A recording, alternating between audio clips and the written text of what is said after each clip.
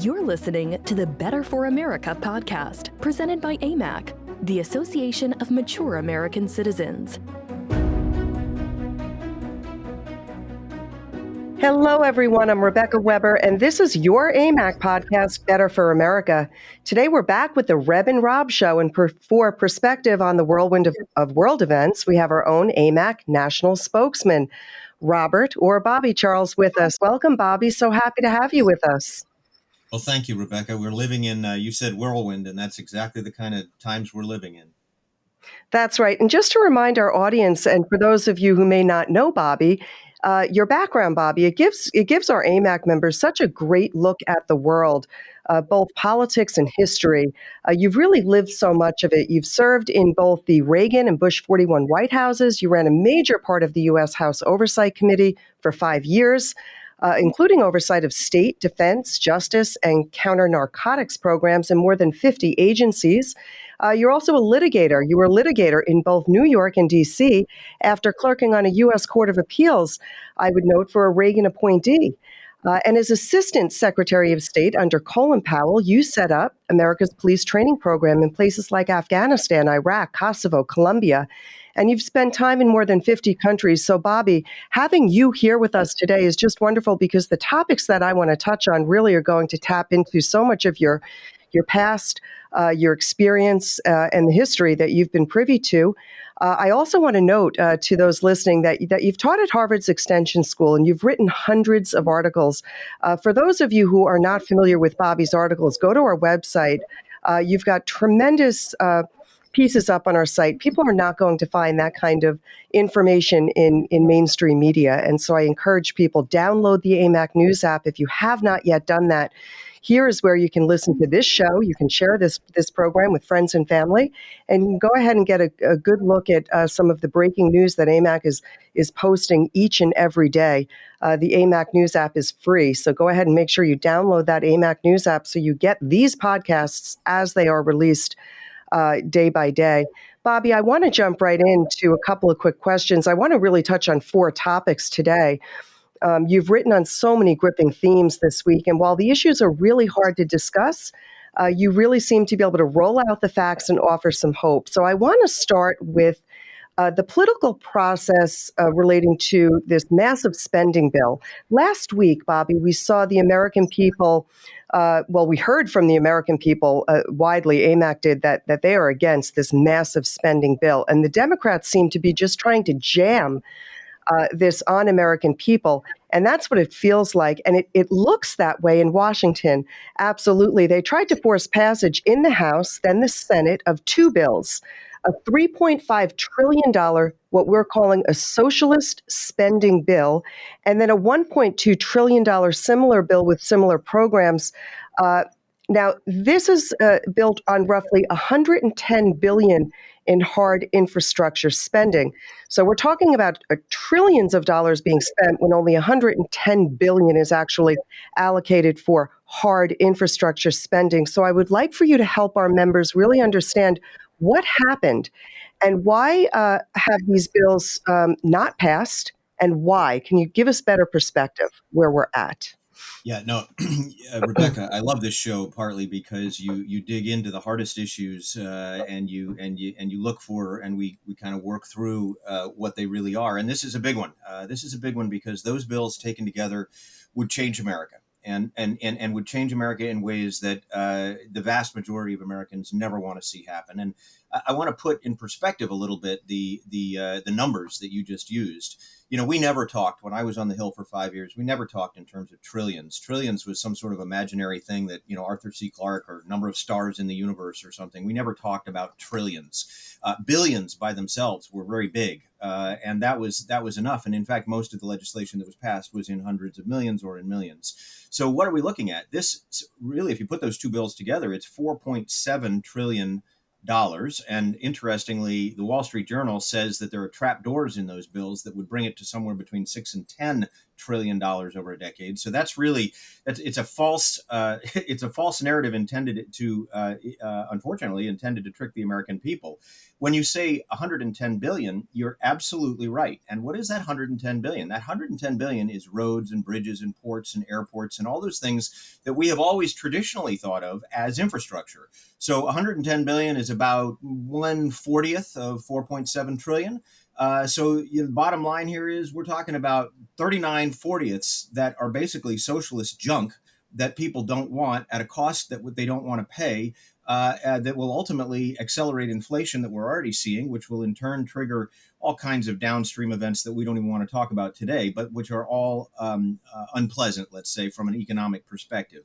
So how did we get here? What is it doing, and where is it going? We got here because the Democrats control the House, the Senate, and the White House, and we got here because their socialist wing has decided that it's gonna be the tail that wags the dog. Maybe it'll become the dog. And so here's what's happened in the last week. Nancy Pelosi said we're going to jam both of those bills through on Thursday of the preceding of last week, and what happened is, when at first you sow distrust, you have to imagine that there will be a harvest of distrust in the future. Or to put it differently, there's no honor among thieves.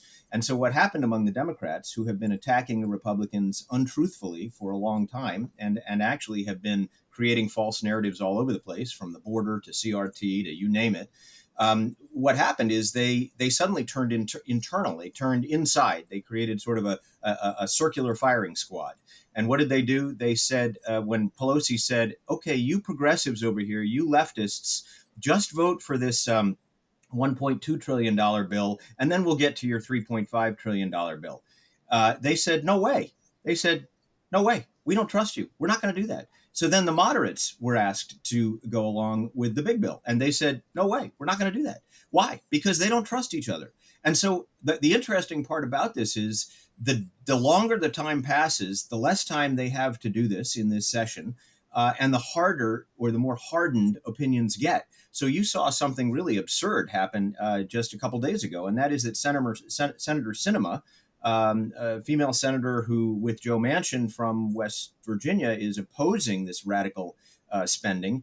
They literally sent radicals into the bathroom to telephone record her in her stall. And you say, what kind of radicals are you people? Yeah. That's not only immoral and inappropriate, it's illegal. But they don't seem to care, Rebecca. So, the interesting part here is sometimes the old phrase was what goes around comes around. And I think what that really means is that when you sow distrust, you will harvest distrust. And that's what's happening in the Democrat Party with these bills right now. So where do you think these bills are going to go? What can the American people expect? What's around the corner as it relates to this $3.5 trillion? Will Pelosi be successful? Will that number be knocked down? And will we see a smaller number ultimately being passed? What are your thoughts? Well, I think that, it's hard to put percentages on those three options. Does it go through, does it get defeated, or does it get reduced? I would say probably there's a 50-50 that it gets reduced, because Joe Manchin has suggested that he might go along with a smaller number, although Sinema has not. And interestingly, you need all 50 of those votes on the Democrat side to pull that bill off. I also think that what will happen is, even if they narrow that bill to, let's say, 1.5 trillion, again, a huge sum, and our country's already 28.7 trillion. So, you're pushing us over 30 trillion, which again goes back to things like raising the debt limit that the Democrats have yet to do, even though they forced all the debt on us.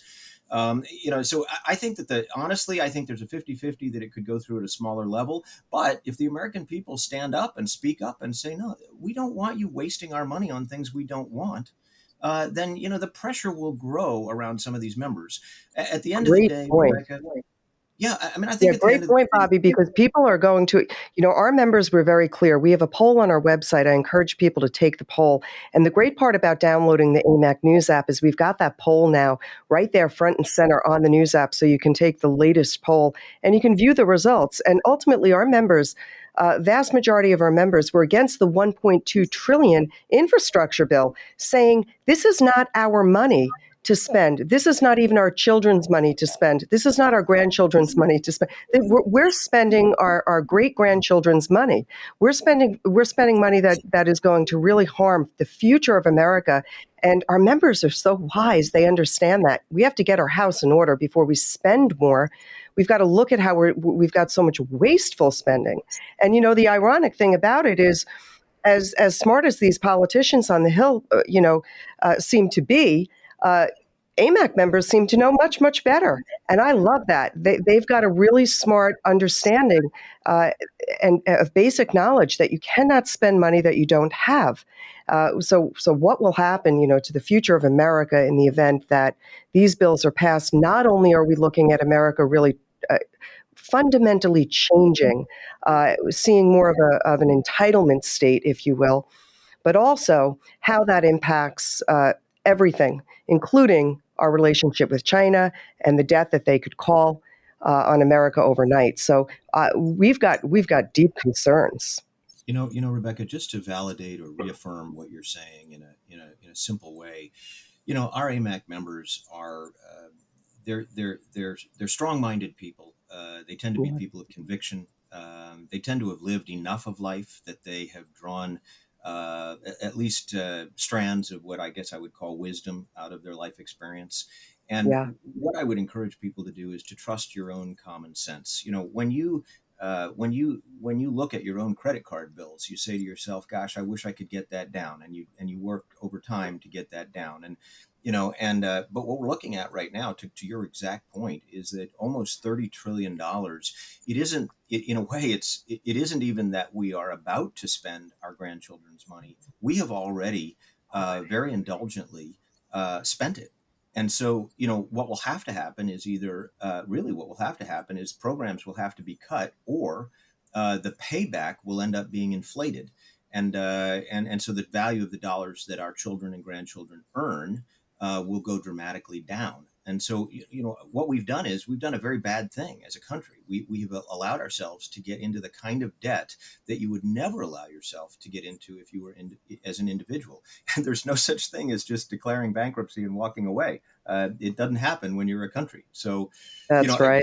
you are so right. Responsible leadership means responsible management of money. That's right. And Bobby, as we're talking about all of this, it really reminds me so much of the many false narratives that we're seeing come out from the left. I mean, we know now today that the Russia collusion was all a lie, and more to come on that. It'll be interesting to see what really is uncovered. But we're hearing everything from the border. The border is closed when we know that the border is open. Lie after lie that this spending bill is going to cost zero as Biden continues to push that narrative. Biden's pushing out, this statement that we have a pandemic of the unvaccinated, when people are smart and are seeing vaccinated people that are coming down with COVID. Biden certainly is turning a blind eye to so many of the issues. His approval ratings are tanking, and people do not want massive debt. They don't want socialist spending. They don't want inflation. So we see this huge loss of leadership, loss of our traditional values, and the idea that all of this is okay is really what's causing an unraveling, I guess you could say. This last week, we saw something else. It was the idea that attack, it really, in my opinion, it is an attack on the Supreme Court, right? The idea that abortion is what people want is what the left is trying to put out there. And I believe we've got a poll on our website, Bobby. It'll be interesting to see how our over 2 million AMAC members think on the matter, because we're asking for your thoughts on how America looks today. But I'd bet that most Americans are not for partial birth abortion. I bet that most Americans are not for abortion after the first trimester. And we watch this small pro-abortion group put, down in Washington. It was another anti-Trump march called the Women's March, and we watched them push the false narrative that Americans want late-term abortions, that we have no moral compass, and that if the Supreme Court reverses Roe v. Wade, that we should somehow question the high court. And so that's why they were there. essentially saying we don't trust the high court to make the right decisions. Can you give us some perspective on the facts on the real level of support or opposition to abortion around the country among average Americans, Bobby? Legislatures in the in the federal bench, and then what it means that leftists are willing to attack the court itself. Yeah. So I love the fact, Rebecca, that you're willing to raise and stand up for these kinds of moral issues that most people walk around. It's like the elephant in the room and they decide they're going to Yes. ignore it.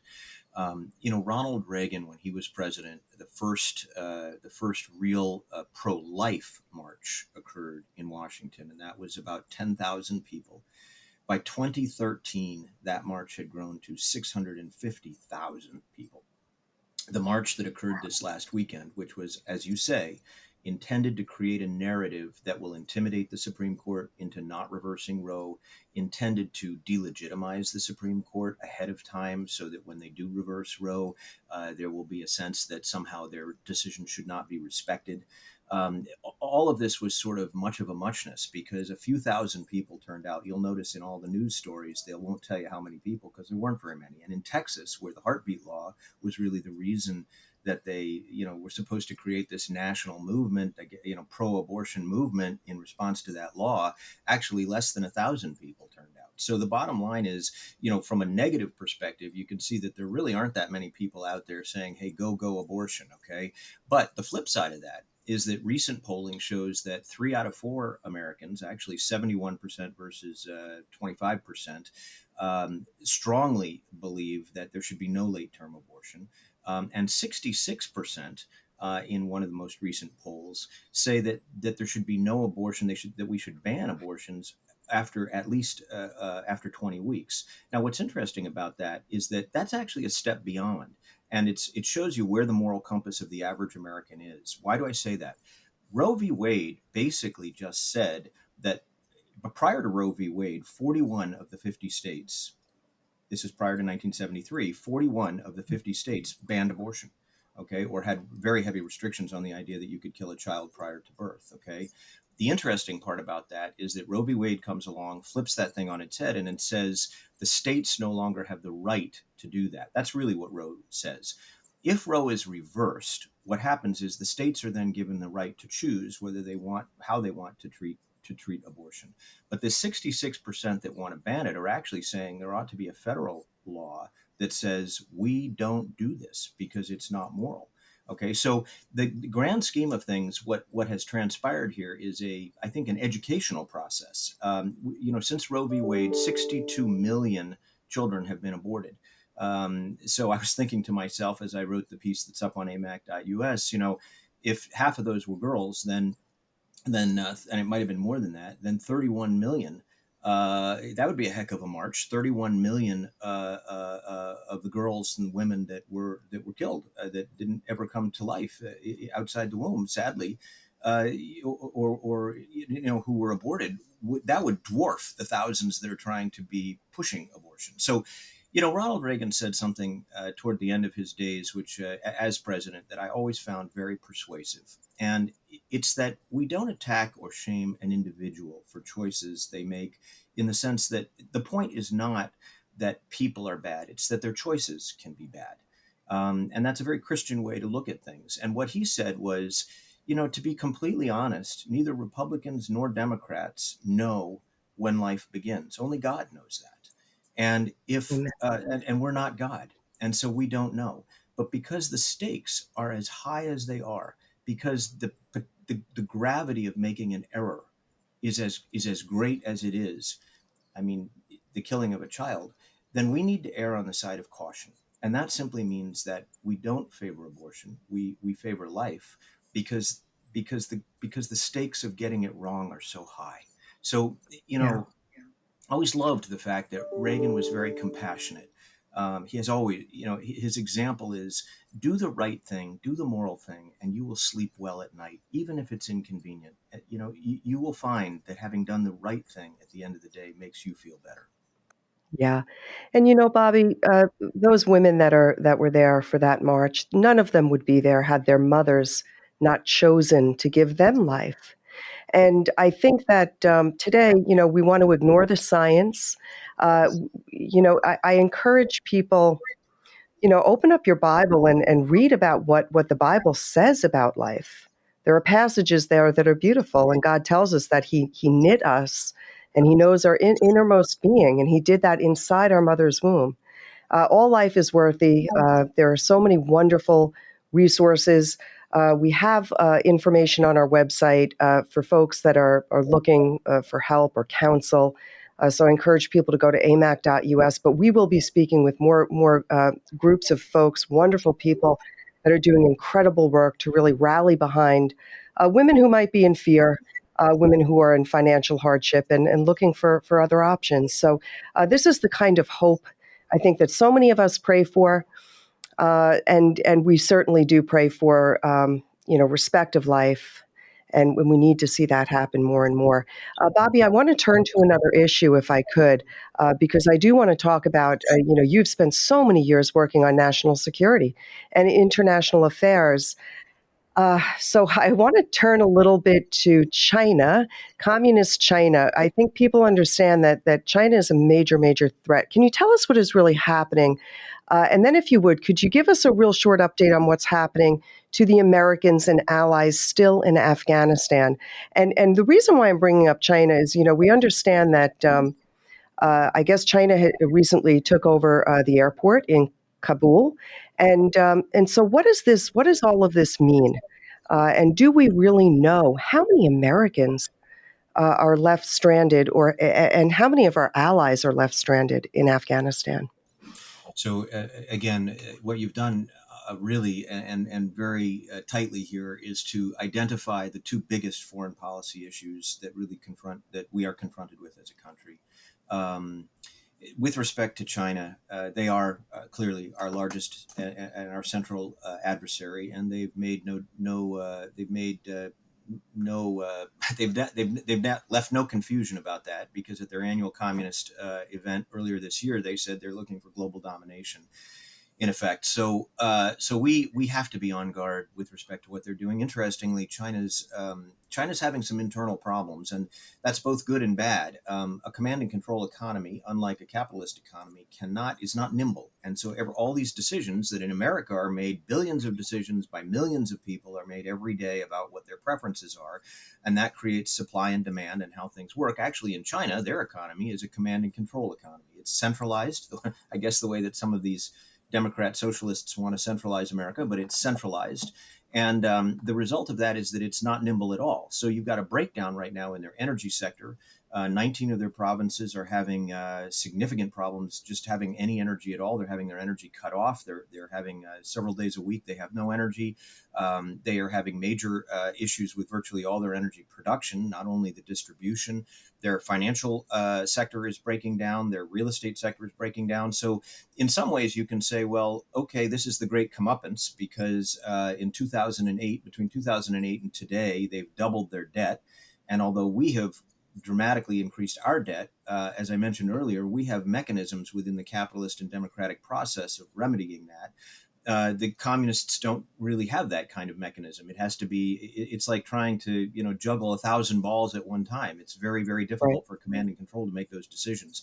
So on the one hand, you've got this happening. On the other hand, you've got China being very aggressive toward Taiwan, aggressive toward the United States, aggressive toward regional countries in the Pacific, and frankly, even aggressive toward Europe and in Africa. And so what does that mean? Sometimes a cornered animal is dangerous. An animal that is is suffering some pain becomes somewhat unpredictable. And I would say our biggest concern about China right now, big picture, is that they are acting in a way that is blunderingly aggressive, and that could be dangerous. With respect to Afghanistan, interestingly, they have gone into Afghanistan. They were doing it even before the Taliban took over. They want to get some $3 trillion worth of resources, precious metals and whatnot, that are in there, and rare earths, and they want to take advantage of that. Of course, they can cordon off an area, kill everybody in the area, put up Chinese military barriers, and go do whatever they want to do. They don't have much respect for human rights. But I want to pivot for a moment to the point that you made, which is really an independent and very critical point about Afghanistan today. The media wants to run stories that get our attention off Afghanistan. And my statement to you is don't lose focus on Afghanistan. Why? Because according to people that I'm talking to inside the State Department, they know there are more than 1,000 Americans still inside Afghanistan right now. And a special operations guy, former special operations guy, indicated to me he thinks it may be 2,500. In addition, we have more than 100,000 allies who worked with us over the 20 years that are also hunkered down inside. And I am talking to people who are talking directly. I've gotten video sweeps and other things that are what's happening there. Within the last several days, there's been a big firefight between ISIS and the Taliban around Kabul. Look, this is a very dangerous place. It's dangerous for those Americans and those allies that are still there, and we have to get them out of there. And Biden abandoned them there. First time in American history we've ever left with our military and left our civilians alive and alone in a place like that behind enemy lines. And we have to think in terms of power projection. That is a dangerous place that even the chairman of the Joint Chiefs said could become a source of power projection for terrorist events in the United States within the next 12 months. So, if you were trying to design a catastrophe, an international event that was a complete and total disaster, you couldn't have done a better job than what Biden did in Afghanistan. Yeah. Boy, I mean, the Biden team certainly seems to not understand. They don't. And it's like he's asleep at the wheel, for goodness sakes. And people are seeing this more and more. Thank you, Bobby. Let me just add a moment here Sure. of what I'll call it's not optimism, it's realism. But here's the gist. The gist is that there is hope, and the hope comes from the fact that there are people trying to get those Americans out, and that even China knows that the United States has the most powerful military in the world. So Yeah. again, So, Bobby, I may have misspoke when I mentioned the airport in Kabul and tied China to that airport. My understanding is that there are talks. Perhaps they haven't, and I just want to be clear, not misspeak. That China has not officially taken over in that area, but there are talks about it. yes. So What have you heard around that? Yeah, so right now I'll leave it as an unnamed Middle Eastern country that has been identified as potentially doing things at the airport, controlling part of the airport. We know the Taliban itself is also trying to control the airport, and we know that that China would like to control. Now, I want to distinguish between airports. There's the Kabul airport, and then there's the Bagram base airport, which has 2 runways, which is actually the larger airport. It's several miles outside of Kabul. So what I have read is that there is a surmise that the Chinese are interested in managing or taking some control of the Bagram airport, maybe being given that airport. And to be quite honest, if you think about it, you're in a country that has very few roads. And if they're going to get resources and people in and out of the country, the Chinese are probably going to, they do have a border, but it's a very long tubular border that goes into Afghanistan. I think airport, that would be the logical airport for them to try to control. But here's the reality, Rebecca. We just don't know because the lights have gone off inside Afghanistan, both literally and figuratively. And we had to pull our intelligence resources. We had to pull our military. Biden just basically put his tail between his legs and ran. And that's a sad, sad turn of events. And it leaves, as a diplomat once said to me, when you pull your fist out of the bucket, it fills in around you real fast. And it's filling in, unfortunately, with Chinese and Taliban and other terrorist groups. Yeah. Bobby, I mentioned just before that Biden seems to be asleep at the wheel. And I want to switch subjects a little bit here. I think a very poignant piece of writing that you posted this week up on our website is the drug crisis right here in America. Again, Biden is ignoring our governors who are pleading for help. They're saying that there are massive amounts of fentanyl, massive amounts of all kinds of drugs, cocaine and heroin, that are just flooding the streets. And you draw a really compelling picture in your piece. So you describe where we are, where we have been as a nation, and you do offer ideas on how we can get out of this crisis, which is so much worse than many really do realize. Bobby, could you take a few moments and just draw that picture, which you describe sort of 4 sides of a cube, right? Your visual is truly fascinating and really helps us see what we are up against and really why it matters. Yes. So I so appreciate that invitation. And the reason is that Sometimes we hear about a social problem of some kind and we think, well, it's just the same old problem we've always had, and that's just humanity. Unfortunately, that is not the case here. And having worked in counter narcotics for 3 decades in one form or another, and with a lot of law enforcement groups over time, and of course the international work, I tried to think to myself, what do we do? How can I shake up the snow globe so people will understand what's really going on here? That this is a much bigger crisis, and it is being, it is being undiscussed. So here's the picture. I want our viewers to imagine that even if they're just listening right now, I want you to imagine a cube, and I want you to imagine that you're looking at one face of the cube. And as you look at that cube along the bottom, what we would call the x-axis, along the bottom, it runs from the year 1989 until the year 2021.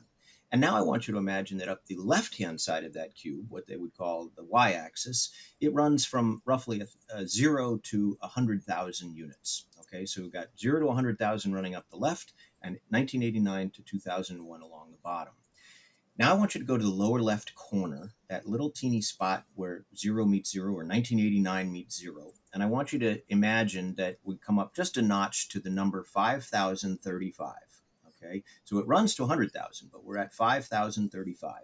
That was where we were in 1989 when it came to overall overdoses in the United States. And George Herbert Walker Bush, the first Bush, delivered an address from the Oval Office to the American people about the drug crisis, because we had hit 5,035 young people dying of drug overdoses.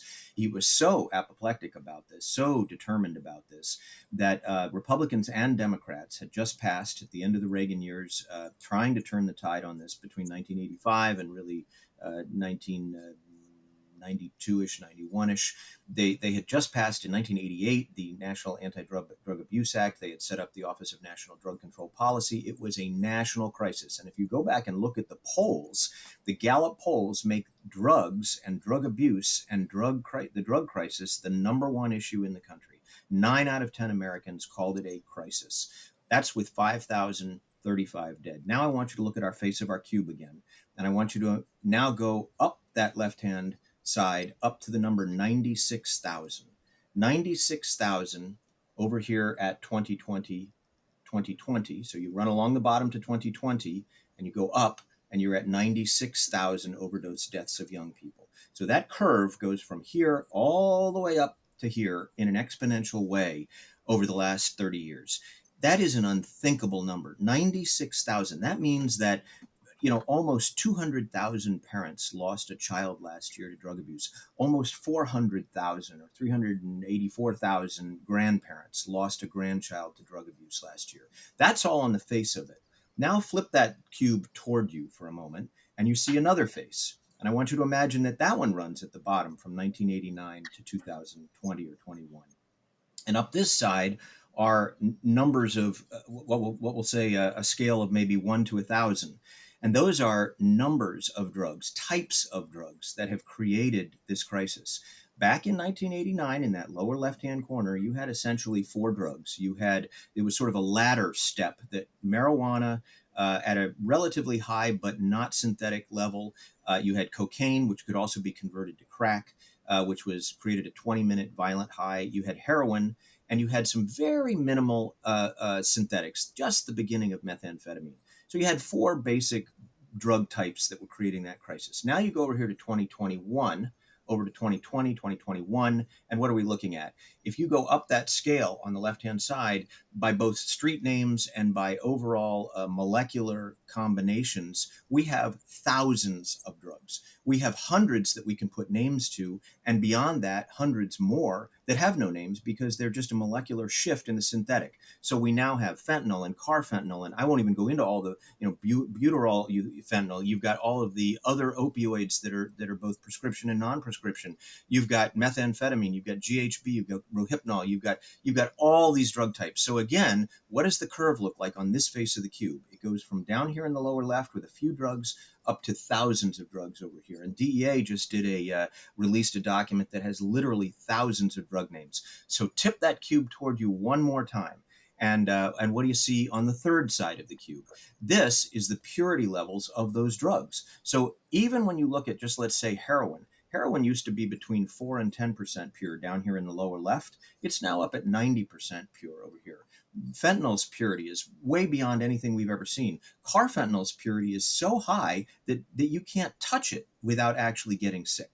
So the level of purities is gone through the roof. And then tip your cube one more time toward you, and this is the number of states that have essentially thrown up their arms and said, well, we're just going to, we're terrified by this. And of course, the federal government is in this too. The Democrats are trying to legalize all these drugs. Oregon has, we have, I think the number is somewhere in the range of 27 states that have legalized marijuana, and including synthetic marijuana, which has led to increased drug driving, increased issues with emergency room admissions, increased issues with peripheral states around those states that have legalized. But you've got states like Oregon who have now just legalized heroin and cocaine.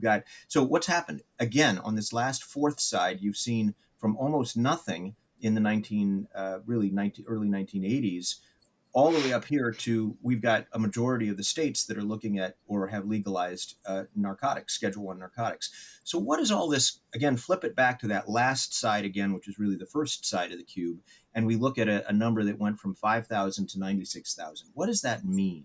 It means that America is in the grips of a crisis, by reference, a crisis that is 32 times as many people dying in 1 year as died in 9/11, 39 times as many dying in 1 year as died in Afghanistan in uniform in 20 years. This is something that's affecting families, it's affecting communities, it's affecting schools. Imagine all the siblings that lose a sibling to drugs. Imagine all of Yeah. the teachers It that is lose a just, student. it's heartbreaking. And again, where is our president? Why is he not recognizing that he's exasperating the problem by ignoring what's happening along the border? The issue that we have along the border is not just a southern state issue. It is an every state issue. And our AMAC members are so engaged. AMAC will actually be making a trip down to the border. We'll be filming and speaking with many of the governors and many of the officers down there that are working very hard to keep our things in order. But it is a total mess, a total nightmare. But we do want to bring the truth to the public. And since our president won't and the administration won't, AMAC thinks that we ought to be down there. So we'll be down there with a great group from Texas that's doing tremendous work to help build a border wall, essentially. And we'll be bringing you more information along those lines. But Bobby, in order to wrap up our show today, I love to wrap with you with a positive story, with sort of a story of inspiration, something that can lift us. And so I thought perhaps you could dig back and tell us about a time, when things maybe were not so bad, something that can sort of help us understand the situation that we're in today. Because, Bobby, I have such hope for America. I really do. I never think that things are too bad to get better again. And we're not going to stop. AMAC is certainly not stopping. We're going to fight on all of these issues. We love our country. We know that we live in the greatest nation on earth, that our Constitution, our Declaration of Independence, our Bill of Rights are the greatest documents ever devised by man. And we believe in those inalienable rights of life and liberty and the pursuit of happiness, and our members do too. So I would love for you to share a story, an uplifting story, before we part Yes. ways today. So let me do that. And let me say, Rebecca, that what gives me heart when we're off this program and I'm going about my day-to-day life is that the strength of America has never been our government. Our type of government, our form of government, those documents you mentioned for sure.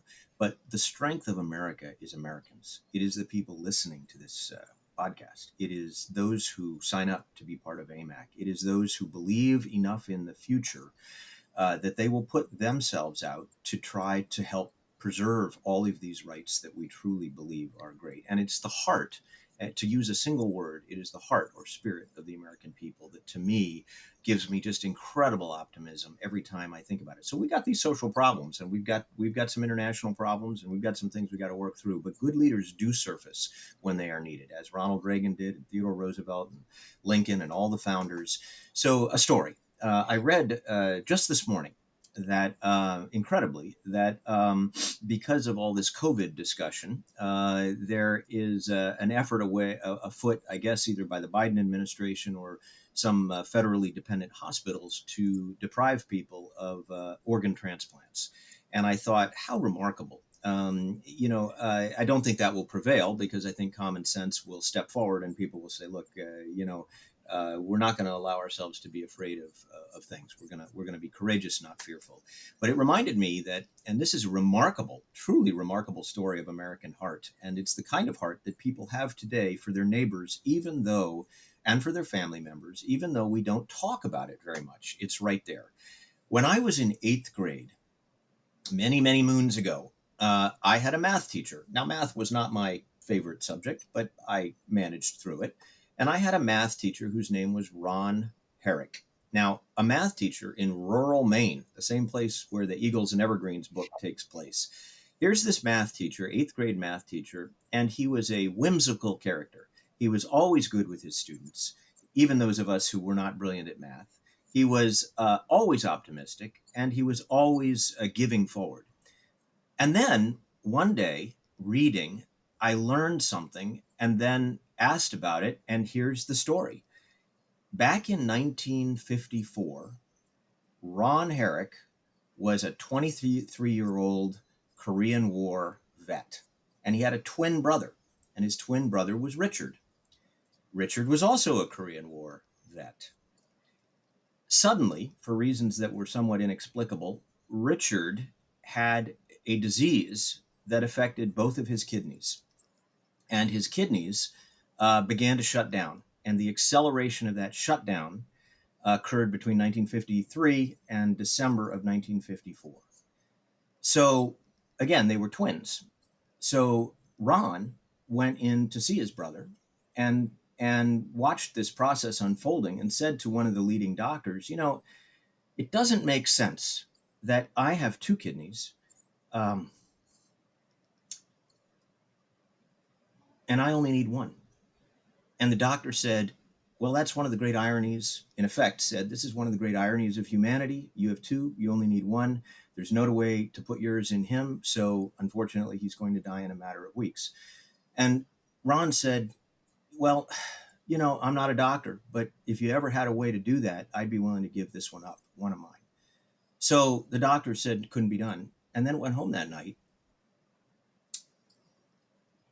and thought, these are two identical twins. There had never been an organ transplant in America or anywhere in the world, ever. And short of it is that he said to Ron, come back in again. Are you really serious? And he said, yes. Short of it is, in December 23rd, 1954, the first kidney transplant ever occurred. And my 8th grade math teacher was the guy that gave his kidney to his twin brother. Both of them lived long lives. Beautiful. The spirit of America is the spirit of putting others first. And Amen. he, to me, embodied that. He embodied this spirit that, you know what, life is important, but the life of another is more important in some ways. And so, like St. Paul says, no greater good than that a man should, put his life before another. So I was always totally impressed by that. And of course, this year, I think last year, 100,000 organ transplants in the United States alone. Wow. Think about that. One guy who by chance was my math teacher, but one guy just decided, you know what, I'm going to do this. I'm going to risk this. And his brother, by the way, Richard, said, don't do this, because if you do this, you might die. And he said, yeah. What a beautiful story, Bobby. Thank you so much for that. That story really gives us a lot of hope and reminds us of the goodness in people and one person, what a difference one man, one woman can make. So I think that we all benefit from remembering that Americans are really a very strong people. We're faithful, determined. We love our freedom as much as we love each other, which is why we fight for it. And are people of such big hearts, ready to give, ready to support others who believe in this nation. So, Bobby, we look forward. We look forward with fresh hope always. So, thank you. And I also want to thank all of our listeners today, everyone tuning in, especially our AMAC members. If you have not downloaded the AMAC News app, please go ahead and do that. Go to your app store and just search for AMAC. You'll be able to track breaking news right there. And please make sure to hit that subscribe button, folks. Like and follow and share this podcast wherever you are. Let friends and family know about AMAC. Until next time, everyone, I am Rebecca Weber. This is your AMAC podcast, Better for America. Thank you for being here, and God bless you. Until next time. Thank you for listening to the Better for America podcast. To learn more about AMAC and all it has to offer, visit us at www.amac.us.